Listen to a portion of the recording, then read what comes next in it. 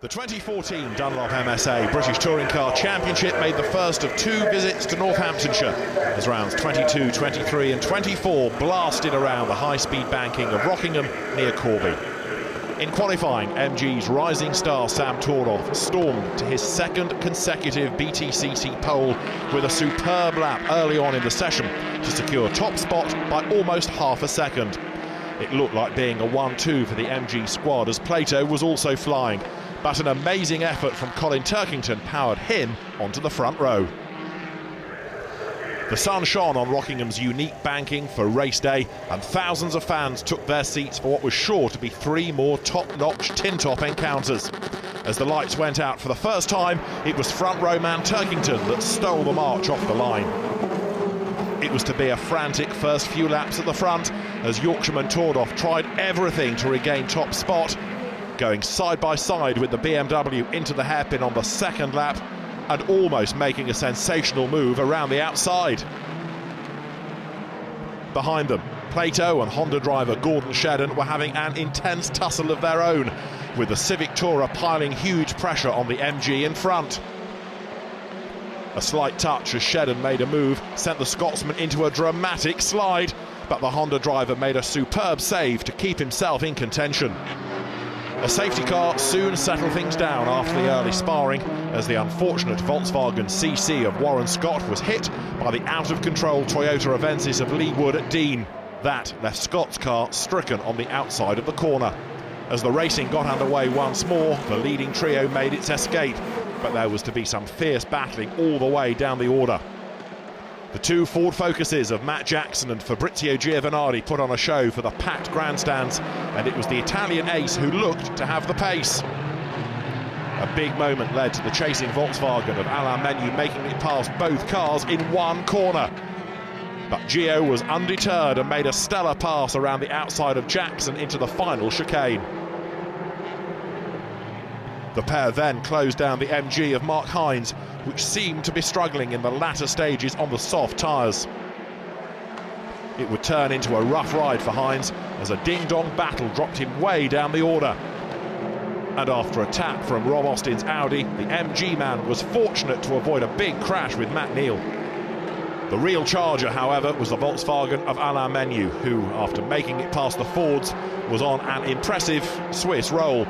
He charged up to challenge Andrew Jordan for 5th place, making a high-speed move over the timing line before hunting down and passing the Mercedes of Adam Morgan to secure his best result of the year in 4th. At the front, though, Turkington held on to take his first ever win at Rockingham, with Tordoff and Plato holding station in 2nd and 3rd.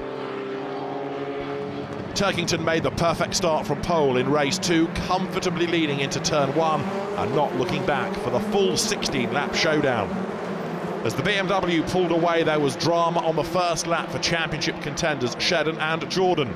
Both had moments that put them out of position, but while Shedden struggled to stay in the top 10, Andrew Jordan began an impressive charge back up the order.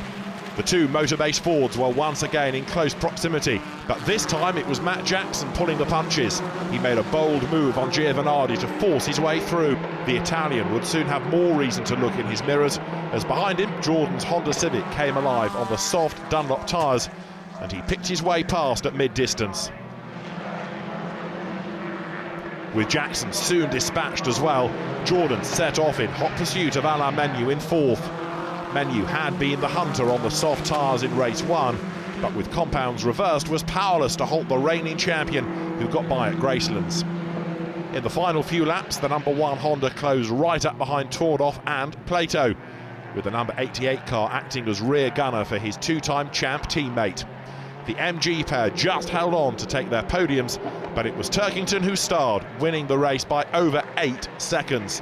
Though Rob Austin's drive from 12th to 5th was also an impressive effort.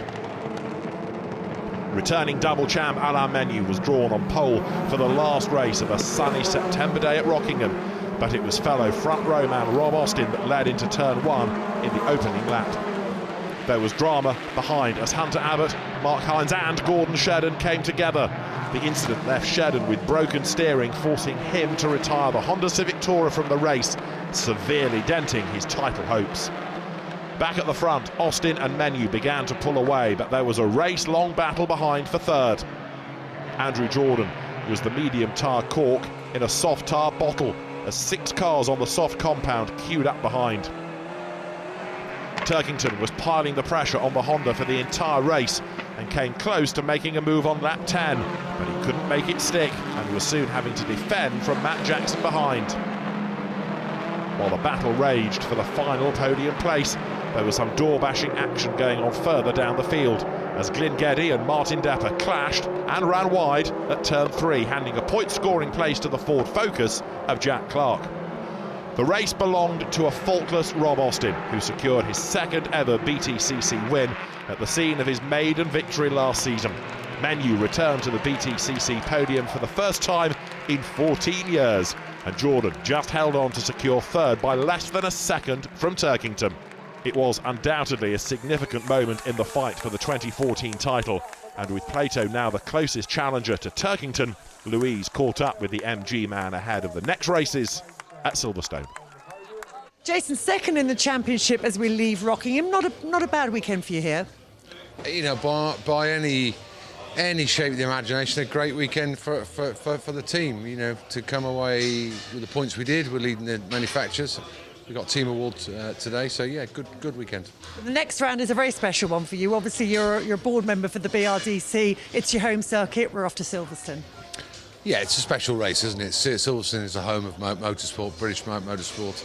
You know, we always get a fantastic crowd there. The races always, you know, produce, you know, action up and down the pack. I mean, if you think about my race last year with Andrew Jordan, it was one of probably the all-time best races according to the public. So, yeah, it's an extra special one for me. I live down the road. I'm, you know, board director of the British Racing Drivers Club. So, yeah, lots of family, friends there, and I think it'll be a cracking race meeting. Who do you think are going to be the people to watch out for there?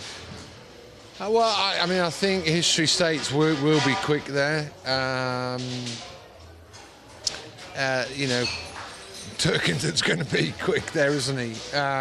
The Hondas, you know, Andy Jordan had a very good meeting there last year, but yeah, it's all, in terms of, you know, the front-wheel drive cars, we're all so very nip and tuck and tight. You know, Sam's going to be a pain.